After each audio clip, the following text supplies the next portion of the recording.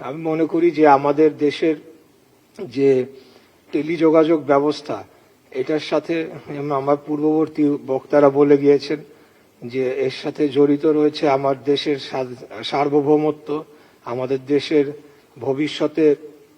অন্যান্য বিশ্বের যে কোনো দেশের সাথে আমাদের সম্পর্কের বিষয়গুলো জড়িত রয়েছে। গতকালকে আমি দেখলাম যে হরমুজ প্রণালীর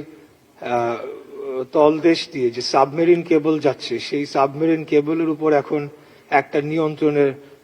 চেষ্টা চলছে সেই যুদ্ধ পরিস্থিতির মধ্য দিয়ে। দক্ষিণ পূর্ব এশিয়ার যে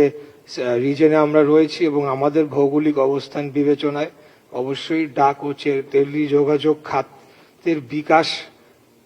আমাদের দেশীয় যে কোম্পানিগুলো রয়েছে তাদের বিকাশ,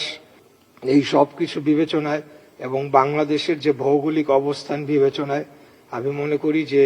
এই টেলিযোগাযোগ খাত অত্যন্ত গুরুত্বপূর্ণ হয়ে উঠবে।